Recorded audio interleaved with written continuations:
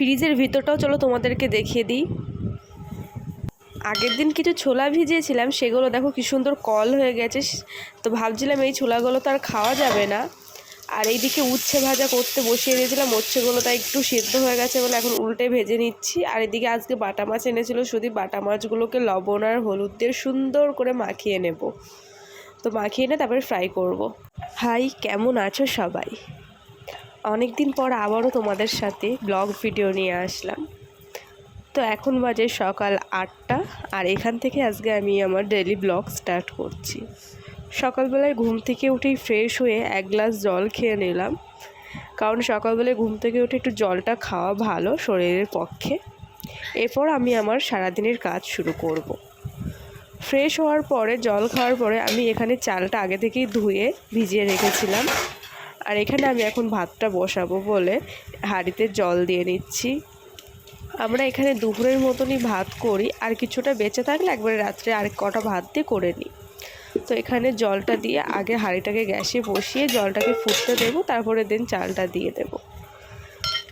আর এইদিকে আমি আগের দিন কিছু ছোলা ভিজিয়েছিলাম, আমার মনে ছিল না, যেহেতু ছোলা দুদিন হয়ে গেছিলো, তার জন্য দেখো ছোলাগুলো কি সুন্দর কল বেরিয়ে গেছে। আমি আর কলালা যে ছোলা, এগুলো না আমি খেতে আমার ভালো লাগে না, তো এগুলো তো আর খাবো না। অনেকে খায়, আবার অনেকে খায় না, আমি খাই না, তাই এগুলোকে এরকম রেখেই দেবো, আমি খাবো না। আর এইদিকে আমি বসিয়েছিলাম উচ্ছেগুলোকে এরকম গোল গোল করে কেটে উচ্ছে ভাজা করছিলাম। আসলে অনেকে আলু উচ্ছে ভাজা করে, আমার না এই উচ্ছেটাকে এইভাবে গোল গোল করে কেটে একদম কড়া ভাজা করে খেতে ভীষণ ভালো লাগে, ওই কারণে আজকে উচ্ছেটা এভাবে ভাজা করেছিলাম।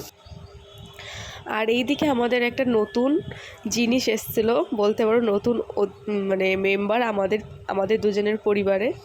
এই ফ্রিজটা আমরা নতুন নিয়েছি, যেহেতু গরম পড়ে গেছে সকলেই জানো, তো গরমের জন্য একটু অসুবিধা হচ্ছিলো, তার জন্য এই এক সপ্তাহ হলো ফ্রিজটা আমরা নতুন কিনেছি। এটা হচ্ছে হায়ারের 5 স্টার ফ্রিজ ছিল।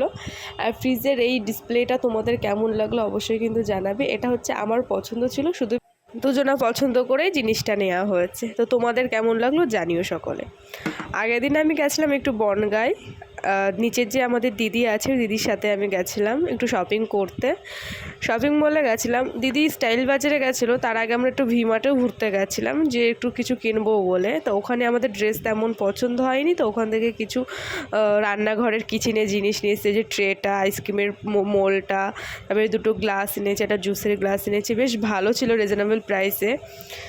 আর এইদিকে উচ্ছেগুলো দেখো কি সুন্দর ফ্রাই করে নিয়েছি, পুরো মুচমুচে ফ্রাই, এটা আমার ভীষণ ভালো লাগে খেতে। আর আজকে এনেছিল বাটা মাছ, তাই এখানে বাটা মাছগুলোকে আমি লবণ আর হলুদ দিয়ে একটু মাখিয়ে নেব, নিয়ে তারপরে কড়াইতে ভাজা করব।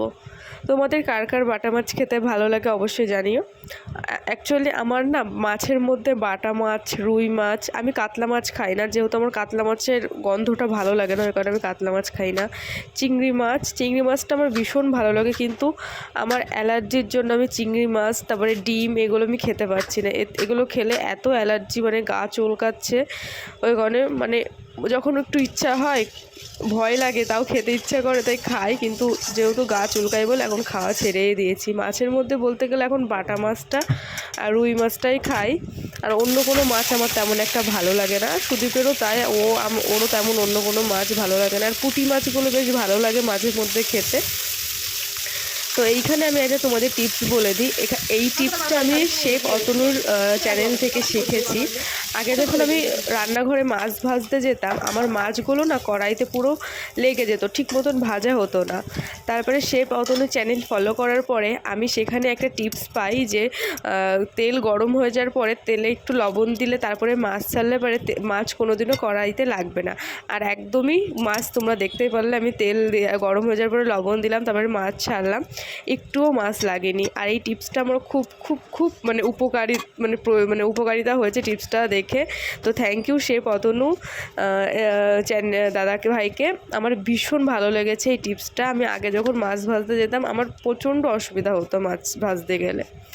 তারপরে আমি দুটো ডিম সিদ্ধ করে নিয়েছিলাম, ডিম দুটোকে ছাড়িয়ে নিলাম সকালবেলা ব্রেকফাস্টের জন্য। আর এইদিকে আপেল ছিল, আপেলটাকে সুন্দর করে একটু কেটে নিলাম।